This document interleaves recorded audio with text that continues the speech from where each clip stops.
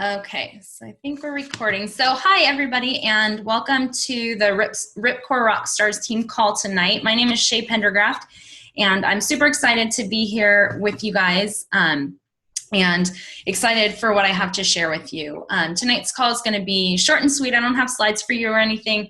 More so, I kind of want to share my story with you a little bit, specifically kind of the last, actually just a couple weeks of my story with you. And so I'm super excited because it's something that's still really fresh and kind of raw and maybe even a little bit emotional for me. But before we dive into that, I just want to tell you guys a little bit about my story with Beachbody. So I have been a part of the Ripcore Rockstars for almost 3 years now. It will be 3 years this summer. And I've been actually involved with Beachbody stuff for 6 years. So I was a big no for 3 long years before I finally came around and saw the light, if you will. So let that just be a little bit of encouragement for those people who are telling you no's. It really is just not yet.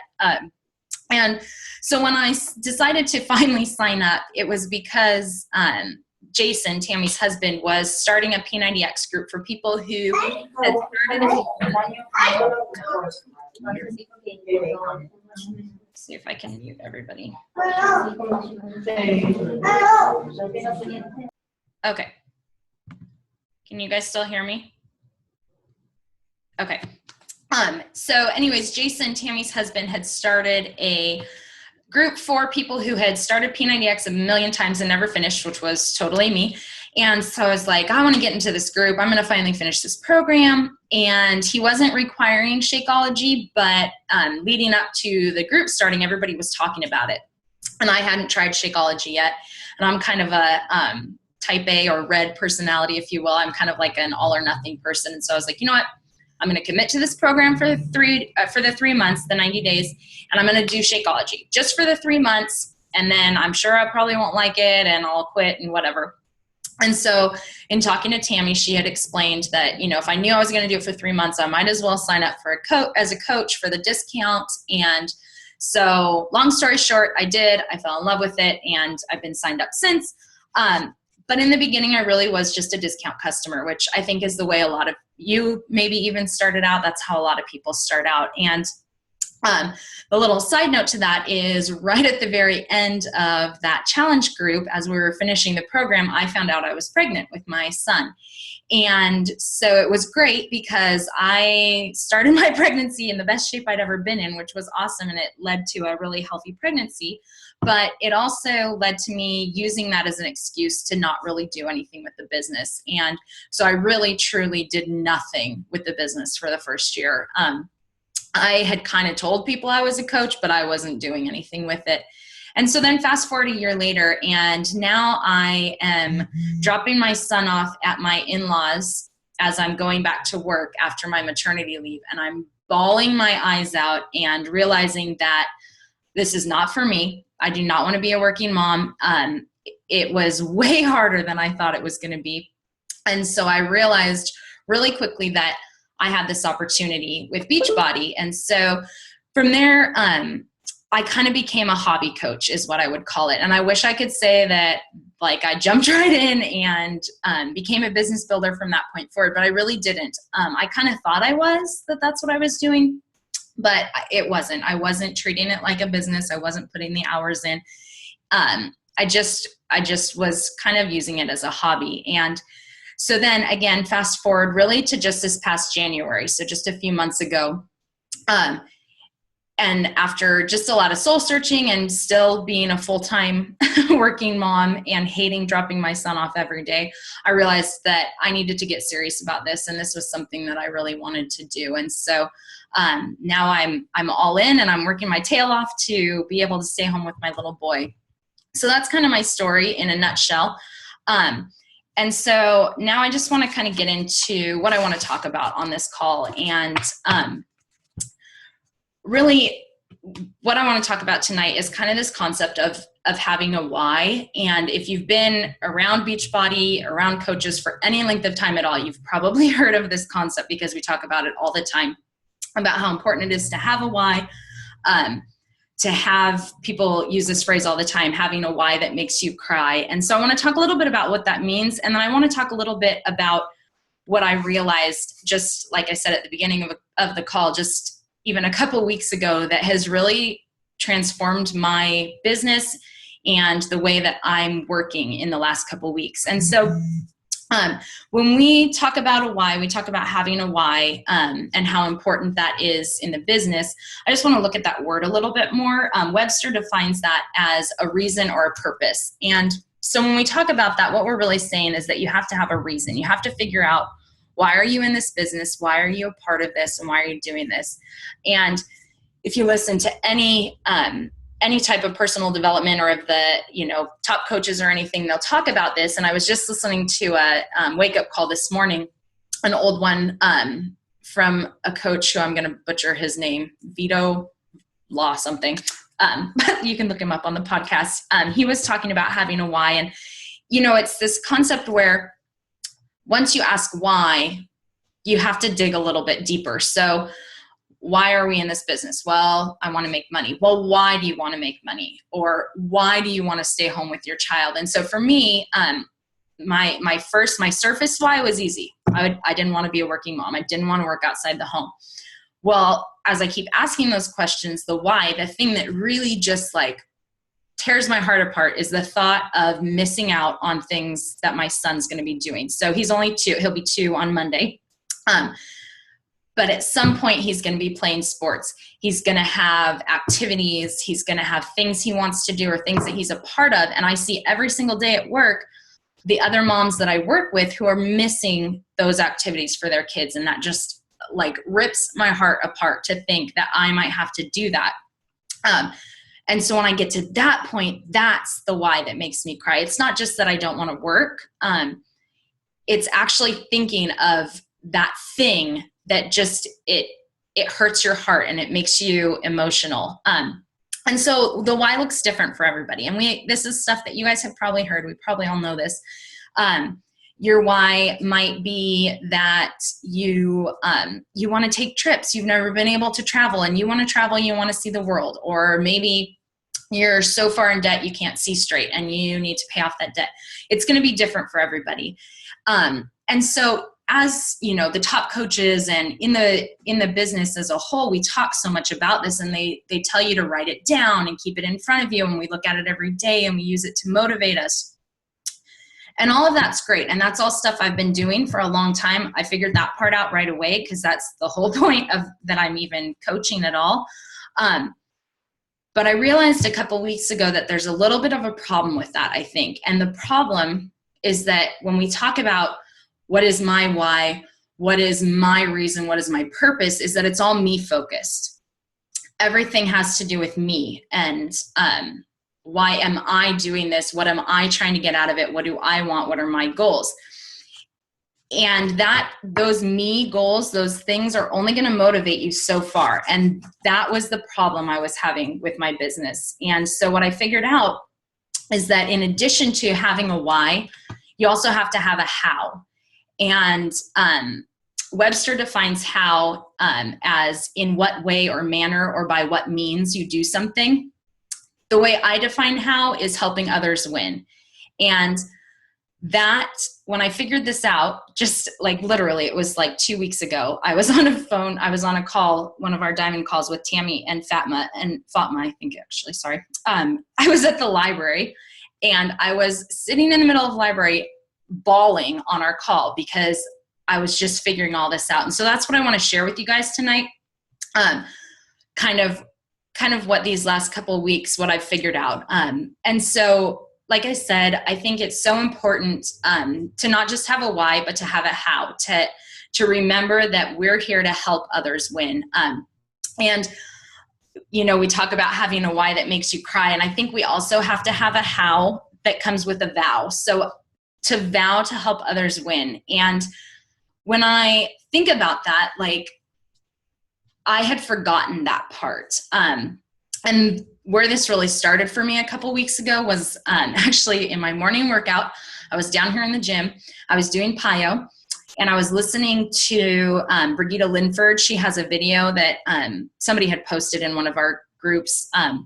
and it's 5 steps to a 6-figure income. So I was listening to that as I was doing my PIO, and I was in a 4-arm plank sitting there, and she started talking. She was on step number 4, and that step was to be steady and consistent in everything you're doing. And she was talking about, consistent in your posting every day.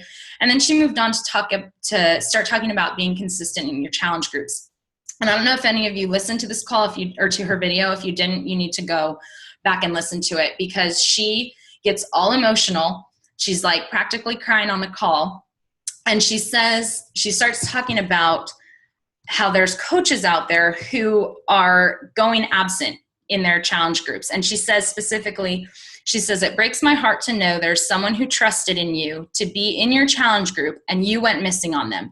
They trusted you and you didn't show up for them. You guys, I was literally in a 4-arm plank down here bawling my eyes out because I was so convicted. And I'm like, I'm so embarrassed to say this, but I'm going to tell you this because I don't want this to happen to you guys. But I've done that. It's like, you have a group, and in the beginning you're all gung-ho, and then there's only one person, and maybe even they aren't posting, and it's like so easy to just drop out. And so many times I've been so focused on my why, and I want to get to this goal, and I want to get here, and I forgot about the people. Like they turned into like stepping stones for me to get to my why, and I forgot that that's a purpose right there. Every person who comes into my challenge group, every person who's in front of me, that should be my why. Like that's a why right there. And I forgot that. And so I was down here bawling my eyes out as I'm trying to hold a 4-arm plank, listening to her get all emotional and just being totally eaten up inside in the best kind of way. And I don't know if you guys are spiritual or not, whatever. Faith is a big part of my life. And so I was also started kind of being reminded of a couple stories from the Bible. And one of them, there's this parable that Jesus tells about this master who passes out talents he has 3 servants, and he's like going on a trip, and he's like, okay, I want you to watch over 5, like whatever, talents, like money. Yeah, I want you to watch over 5. I'm going to give you 2, and I'm going to give you 1. And he goes away on a trip. And so the guy who he gave 5 to, like, goes out, does whatever investor people do, and doubles his money. Same thing with the guy who was given 2. Goes out, trade, blah, blah, blah, blah, blah, doubles his money. The guy who was only given 1 is like, oh gosh, my master's like such a hard man. He even like kind of harvests where he didn't plant, and like, I don't want to get in trouble. I don't want to accidentally lose this money. So he digs a hole in the ground, he buries the money, and he's like, okay, we're good. So the master comes back and he's like, all right, guys, come, like, let's see what's going on. And the first guy's like, here, you gave me 5. I made extra for you. Here's 10. The guy who had 2, same thing. I doubled your money. And then the guy who had 1 tells him, I knew you were such a hard master, and so I didn't want to lose your money. So here, I buried it. And the master's so upset and disappointed. He like chews him out. He's like, why didn't you at the very least put it in the bank and earn me some interest? And he says something to the effect of, if you can't be trusted with little, how can you be trusted with much? And there's a scripture in Matthew right after that, as he's talking to the people who did good with their investments. And he says, well done, good and faithful servant. You've been faithful with a few things. I'll put you in charge of many things. Come and share your master's happiness. And so as I'm down there, just my heart torn apart thinking about this scripture comes to my mind, and I'm like, that's the ticket. That's the key. Like, if I haven't been faithful with the few challengers and coaches that I have, how on earth can I expect to run a team, a huge team of coaches? I can't run a bombshell dynasty right now. I can't even stay in a challenge group that has 1 person, and I haven't been faithful with that. And so that was the thing that just was like so eye-opening to me. And it seems so simple when I talk about it now, but it's so easy to forget. And I have to hope that if I forgot it, that I'm not the only one. And so that's why I wanted to share that with you guys, because it just made such a big impact it's like all of a sudden I was like, oh, there's more to this than just me reaching my goals. And so I I realized that I have to treat every single person who I'm helping, every single person who I come in contact with, like they have to be a part of my why. They can't just be a way that I'm going to get to my why. Their story, their goal, their why needs to be part of my why. And because otherwise it's just all about me, and that's not how you build a business, and that's not how you be successful. And so that's kind of the heart of my story these last couple of weeks. And I just wanted to share actually a couple quick kind of action steps for you. It really has made such a huge difference in my business literally 2 weeks, you guys. I've signed 2 coaches in the last 2 weeks. I have a challenge group where people are begging to get in. This has not happened to me before. Usually I'm begging people like, hey, I know you have a program on your shelf. You want to come join me? And I'm not saying that if you understand this, like now you're all going to go magically have coaches sign up and be in your groups. But what I'm saying is when your mindset changes and you start looking for people to help instead of people that can help you, it makes such a big difference. And so I was out there looking for people who could help me reach diamond, who can help me become a successful coach, instead of looking at people and thinking, how can I help them? Like, oh my gosh, they have a need that I can fill with a fitness program, with Shakeology, with this business opportunity. And when you think about it that way, that's being faithful with what you've been given. Whether you're a believer or not, that's just common sense. That's just true life. That's the way it works. Like, be faithful with what you're given, because when people see the success that the people you're helping are having, they're going to want to be a part of that. And that's what I had forgotten. And so we talked about how everybody in the beginning, how everyone's why looks different. And I think everybody's how looks different as well. Yes, our how, our helping others win, that's the same. We should all be striving to help others win. But the way we do that, I think, is going to look different for everybody. And this is something else I'm just kind of really figuring out in the last couple days. It's so important to stay true to you. And I was listening to a call in our big upline, our Fit Club Network group, that Dave Ward had done. And he shared a story about when he first started coaching, which was actually Insanity had just come out. And he saw the infomercial, the little blurb on it. And he was like, oh my gosh, this program would be perfect for MMA fighters. He was like, that's who this program's for. It would be perfect for them. So he went out into like social media land and he found a bunch of MMA people who are involved in that, got a challenge group going, and he was like, this is going to be so awesome. And he says in the story, as he's telling the story, he's like, it did not take very long before everybody figured out that I knew nothing about MMA, and like in an embarrassing way. And so he was not really able to help any of those people. And what he learned from that is that just knowing that a product's good for a certain group of people doesn't mean that you're a good coach for those people.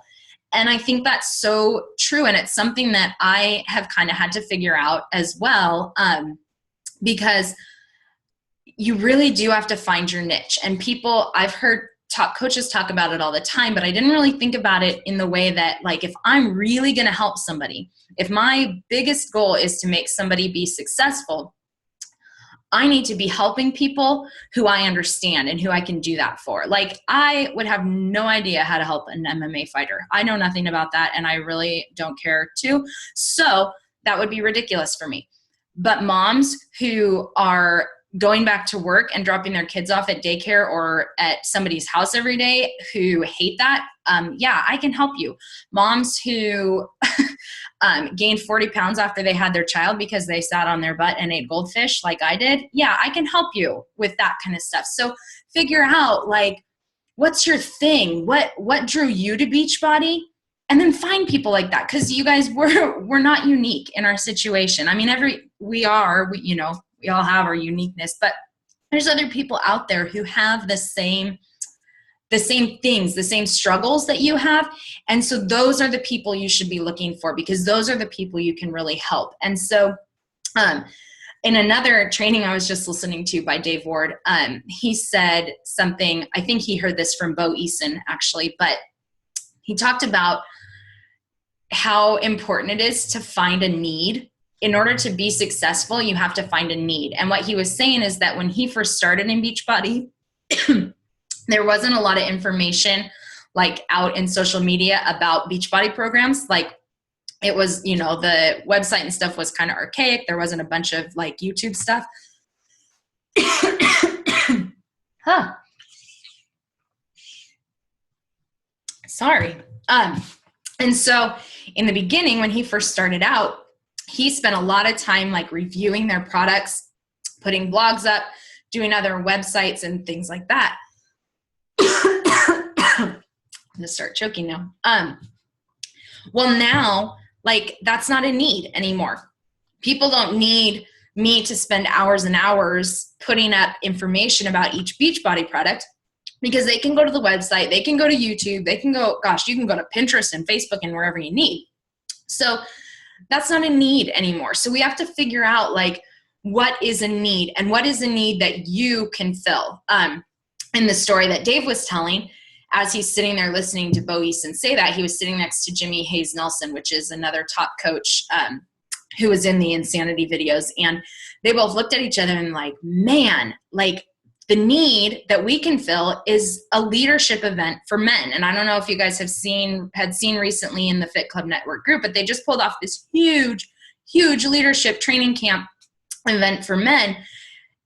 So clearly that was a need. Like they recognized this is a need, we can fill it. And they had hundreds of guys go to this thing. And so that's what we have to do. Like we have to remember, how can we help others win?